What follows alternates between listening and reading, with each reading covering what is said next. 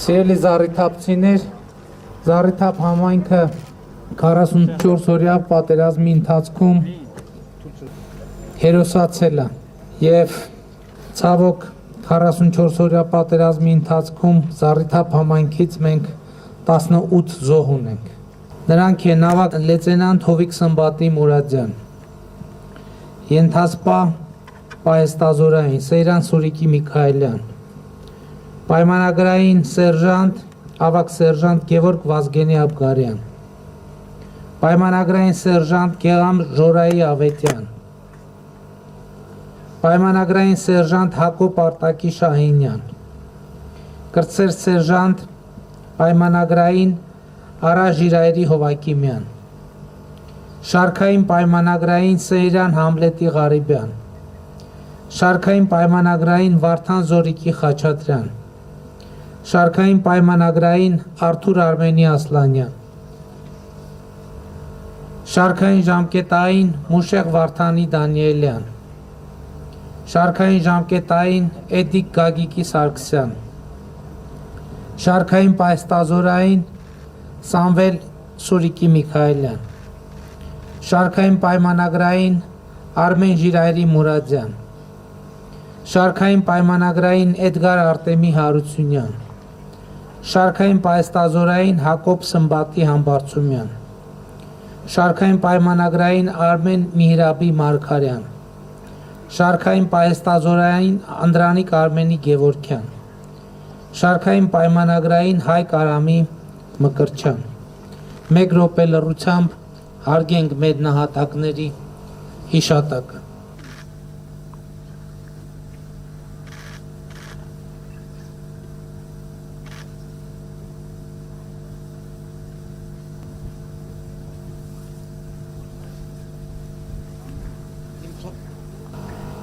Իմ խոնարհումը մեր բոլոր զոհերի առաջ, նրանց ընտանիքների եւ Զառիթափ համայնքի առաջ որպես բացառիկ հերոսական գյուղ, մենք իհարկե այսօր կայցելենք նաեւ մեր եղբայրների շիրիմներին եւ մեր հարգանքի տուրքը կմատուցենք նրանց։ Բայց շատ կարեւոր է պատասխանել հարցին, թե ինչու ընկան մեր տղերքը։ Այդ հարցը ունի շատ հստակ պատասխան, որպեսզի Արցախը, Արցախի հանրապետությունը կանգուն մնա եւ այսօր պետք է արձանագրենք, որ այո, Արցախը թեկուզ վիրավոր, բայց կանգուն է եւ պետք է արձանագրենք, որ Ադրբեջանի եւ Թուրքիայի նպատակը ընդհանրապես Արցախը վերացնելն էր որպես սուբյեկտ։ Եվ մեր տղաների, մեր զինվորների, մեր բանակի շնորհիվ է, որ մենք կարողացանք այո դժվար դիմակայել 44-օրյա պատերազմում, բայց այո Արցախը վիրավորվեց, այո մենք բոլորս վիրավորվեցինք, խոցվեցինք, բայց Արցախը կանգուն է, Հայաստանի Հանրապետությունը կանգուն է։ Եվ ես ուզում եմ վերջին շրջանի մի շարք իրադարձությունների վրա ձեր ուշադրությունը հրավիրել։ ԵԱՀԿ Մինսկի խմբի համանախագահները մի քանի օր առաջ հանդես եկան հայտարարությամբ, որտեղ ընդգծում էին Ղարաբաղի հարցի կարգավորման անհրաժեշտությունը, այսպիսով ընդգծելով հարցի չկարգավորված լինելը։ Սա ինչով է կարևոր։ Նրանով, որ Ադրբեջանը փորձում էր ներկայացնել, թե Ղարաբաղի հարցը լուծված է այլևս, որ Ղարաբաղի հարց չկա։ Բայց համանախագահները ընդգծեցին, որ հարցը պետք է կարգավորվի, ընդ որում կողմերին հայտնի սկզբունքների եւ էլեմենտների հիման վրա։ Ես ուզում եմ հիշեցնել, որ այդ էլեմենտներից կարևորագույնը Արցախի ժողովրդի ինքնորոշման իրավունքն է։ Եվ այս ինքնորոշման իրավունքը այսօր միջազգայինորեն կարող ենք արձանագրել, որ պահպանվել է Արցախի ժողովրդի ինքնորոշման իրավունքը եւ դա նաև մեր տղաների, մեր Զառիթափ համայնքի, մեր նահատակների կյանքի եւ հերոսության գնով։ Եվ այս առումով ուզում եմ նաև անդրադառնալ մեր անվտանգության խնդիրներին, որովհետև շատ է հարց հնչում, թե ի վերջո Հայաստանի եւ Արցախի անվտանգությունը ինչ համակարգով պետք է պահպանվի։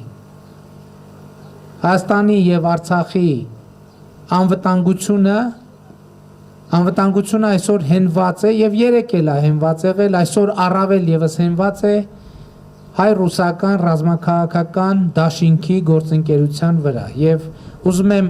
ընդգծել, որ մեր անվտանգային համակարգի կարևորագույն բաղադրիչներից մեկը հայ-ռուսական համատեղ զորախումբն է,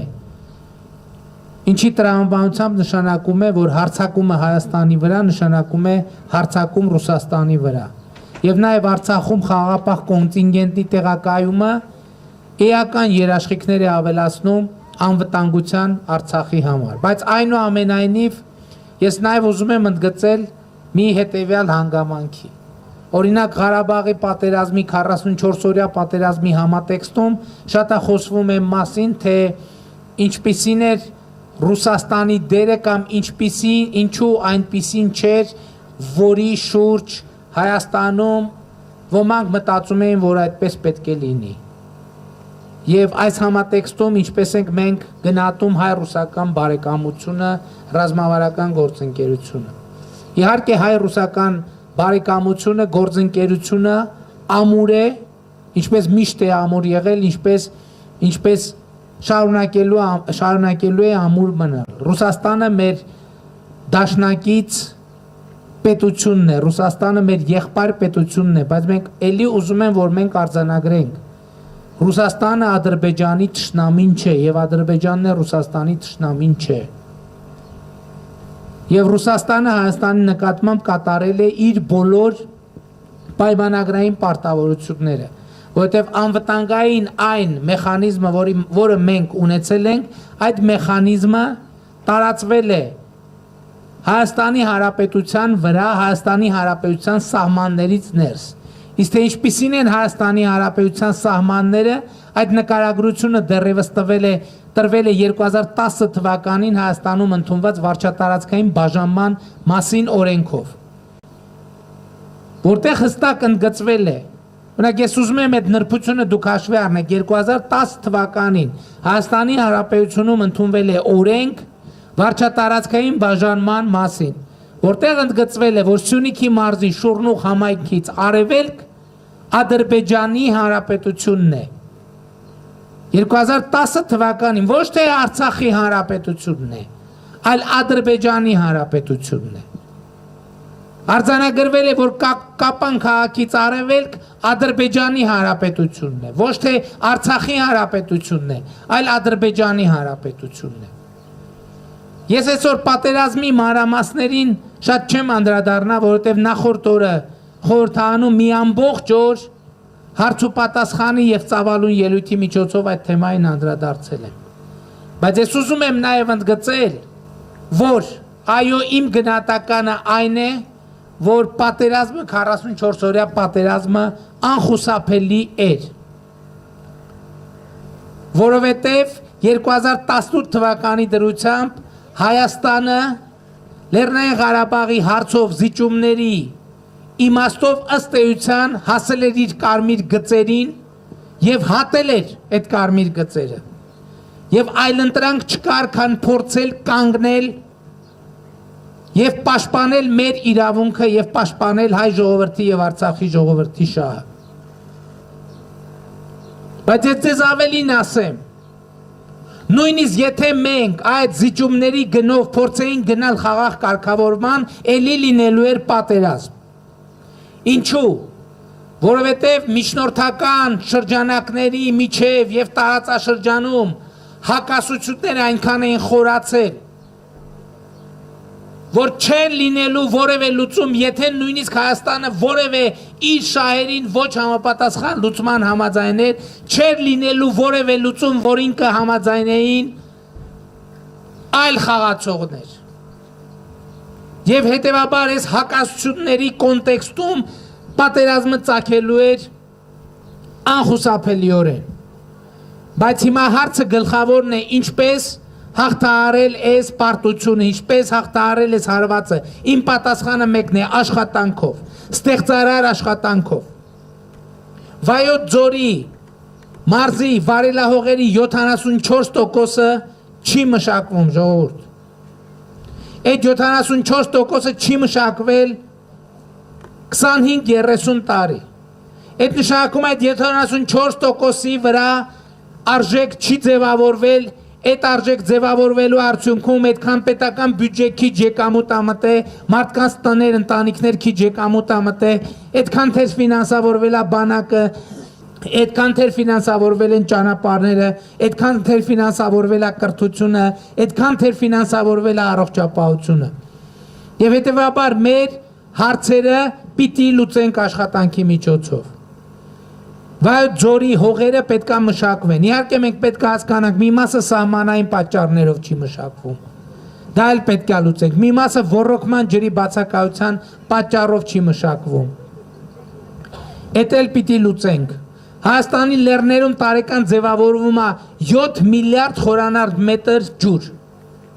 Մենք դրանից ամբարում ենք ընդամենը 1 միլիարդ խորանարդ մետրը։ 1 միլիարդ խորանարդ մետրը։ Եվ մենք քաղաքականություն պետք է մշակենք, որ Հայաստանում ջրամբարաշինության ծավալուն ծրագիր պետք է իրականացվի, մենք այդ ջուրը պետք է ամբարենք։ Հաջորդը մենք գյուղացիների համար եկել ենք նոր առաջարկով։ Պետք է մենք խթանենք, որպեսզի համատարած անցում կատարվի կաթիլային ոռոգման, եւ մենք ուզում ենք հետեւյալ ծրագիրը գործարկենք։ Մինչև 3 հեկտար այն հողերը, որոնք կանցնեն կաթիլային ոռոգման, 5 տարի մենք իրանցից ջրի փող չենք ուզի։ 5 տարի։ Եվ մենք այս ծրագիրը անպայման գործարկելու ենք, պարզա չէ, այն հողատարածքները միջև 3 հեկտար, որոնք կանցնեն կաթիլային ոռոգման կամ անձրևացման, 5 տարի իրանցից ոռոգման ջրի փող պետությունը չի գանձի, այսինքն անվճար կլինի ջուրը նրանց համար։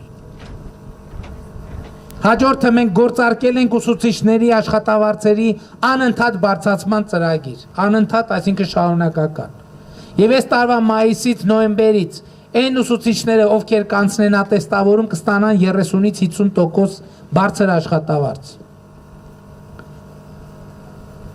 Եվ այս process-ի արդյունքում մենք դպրոցներում կունենանք միայն որակյալ ուսուցիչներ, որոնք պատշաճ եւ բարձր աշխատավարձ են ստանում։ Մենք միջոցներ ենք ձեռնարկում, որպեսզի գյուղում եւ Երևանի կենտրոնում դպրոցական կրթության որակը մոտեցնենք իրար։ Դրա համար մենք առաջինը հերավար կրթության ինստիտուտ կստեղծենք, որ ասենք օրինակ Երևանում ուսուցիչը դաս վարի, մենթոր ուսուցիչը, բարձր նաեւ այնտեղ որտեղ ուսուցիչների պակաս կա։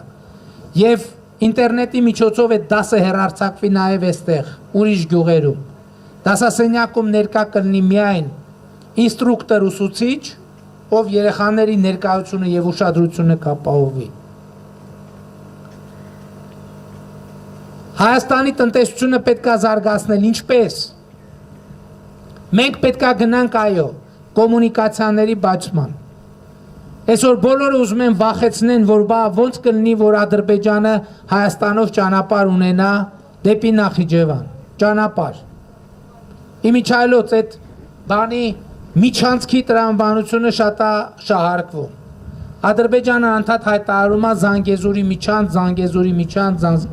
մենք հարց ենք տալիս, ասում ենք համատեղ ստորագրված փաստաթղթի մեջ ոչ Սյունիք, ոչ Զանգեզուր, ոչ Մեղրի, ոչ էլ միջանցք արտահայտությունը կա։ Նրանք շարունակաբար ասում են, մենք Զանգեզուրի միջանցք ենք ունենալու։ Լավ հայտարարում են, մենք էլ ուրեմն Նախիջևանի միջանցք ենք ունենալու։ Մենք էլ ուրեմն հյուսիս-ադրբեջանական միջանցք ենք ունենալու, որովհետև այդ միջանցքը կստեղծվի մեր միջանցքը, այսինքն ճանապարհ կտանք ճանապարհի դիմաց։ Պատկերացրեք Հայաստանի տնտեսությունը ինչ փոփոխություններ կապրի, եթե մենք ունենանք երկաթուղի Իրանի Իսլամական Հանրապետության հետ եւ Ռուսաստանի Դաշնության հետ։ Սա մեր կարևորագույն խնդիրն է, որից հետո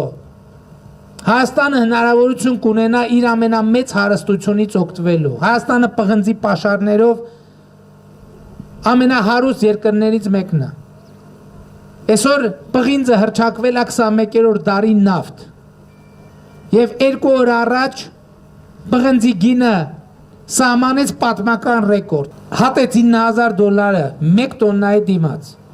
Բայց մենք մեր ազգային հարստությունից չենք կարողանում լիարժեք օգտվել, որովհետև մենք հանքաքար արտահանող երկիր ենք։ Երկաթուղու բացում մեզ հնարավորություն կտա Հայաստանում պղնձաձուլարան հիմնել։ Սա նշանակում է, որ մենք ոչ թե հանքակար կարտահանենք, այլ մետաղ կարտահանենք, բայց ոչ թե նույնիսկ մետաղ կարտահանենք, այլ մետաղի վերամշակված ապրանք կարտահանենք։ Պղնձալար, կաբել, ինչի է պղնձի գինը բարձրանում, որովհետև հիմա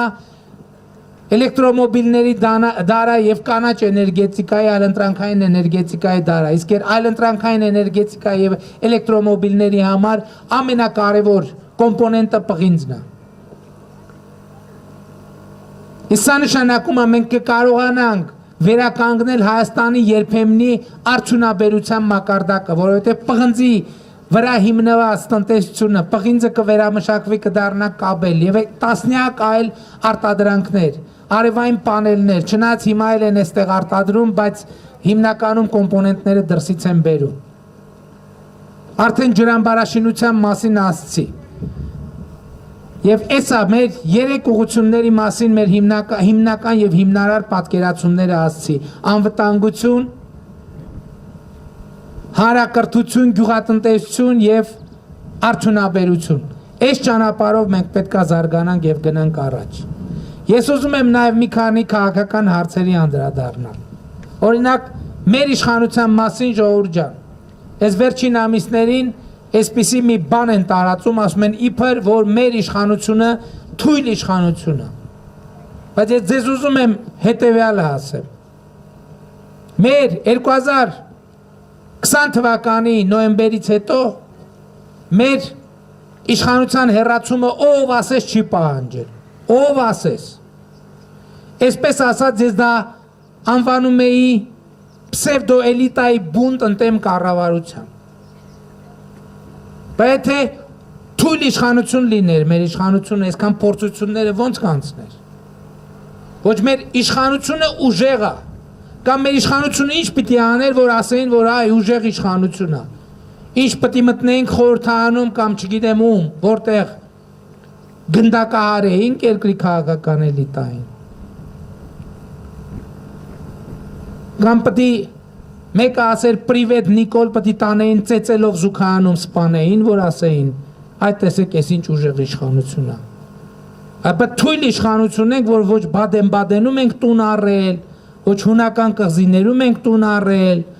ոչ շվեյցարական բանկերում միլիոններ ունենք, ոչ հայկական բանկերում միլիոններ ունենք,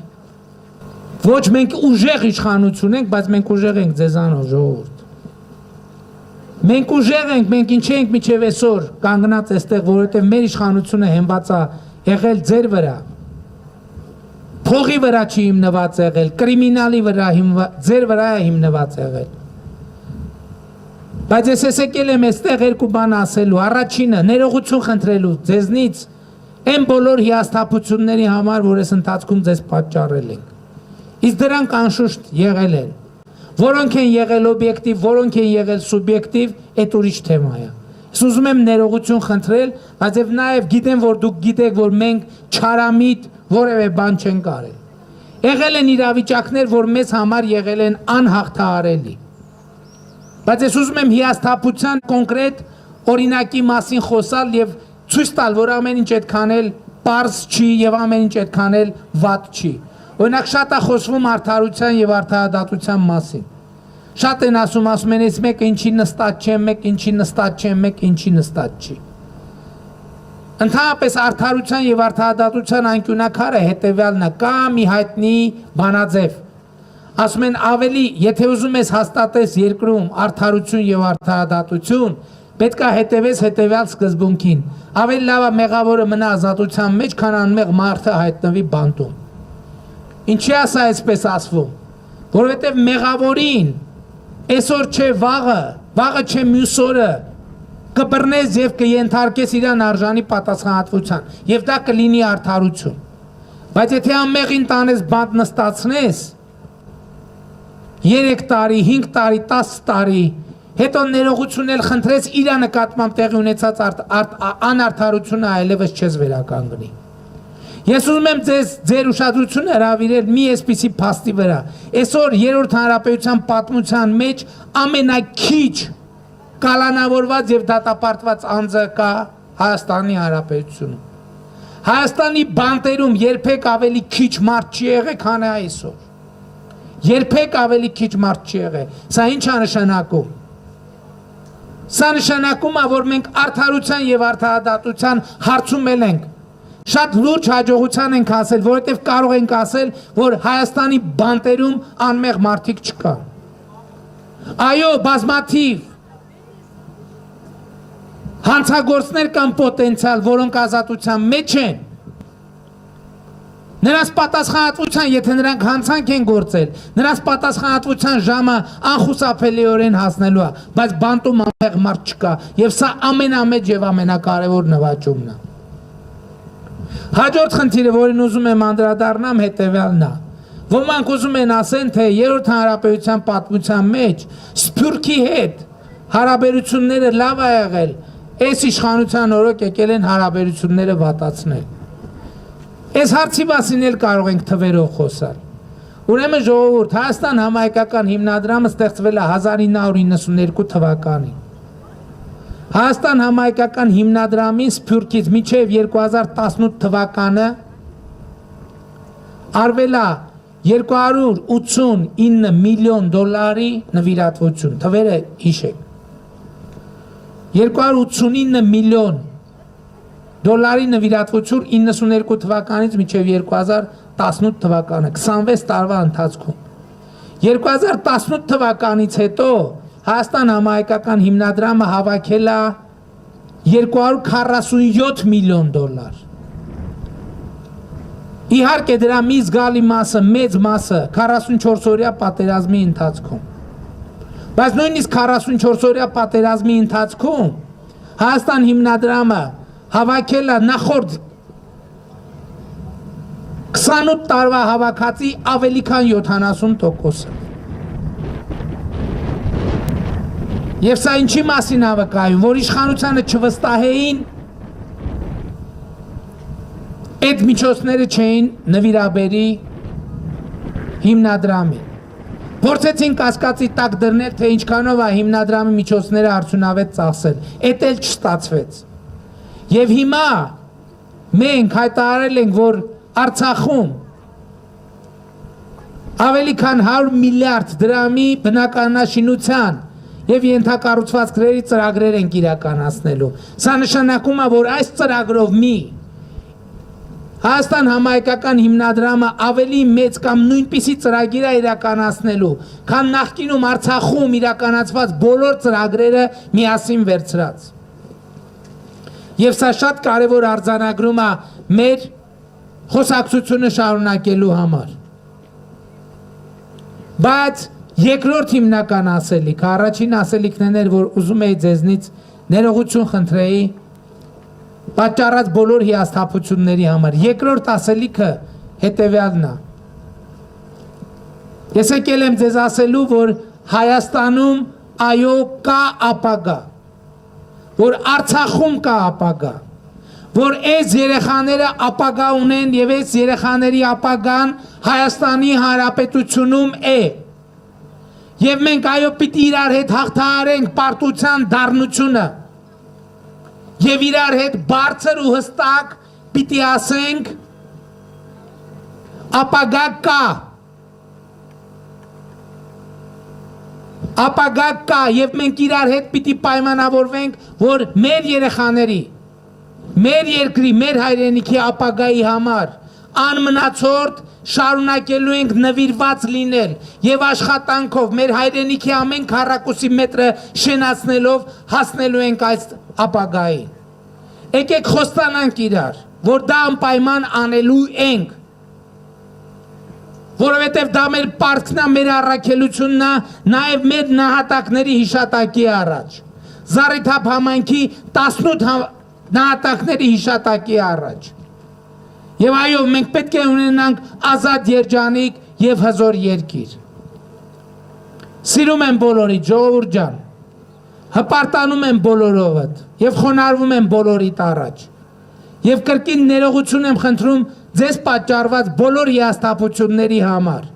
Բայց այնուամենայնիվ վերջում բարձր ու վստահ ասում եմ, ապագա կա, կա ապագա ժողովուրդ եւ հավատացեք դրան, դուք պարտավոր եք հավատալ, ես համոզված եմ, որ հավատում եք եւ համոզված եմ, որ կապացուցեք, շնորհակալ եմ շատ։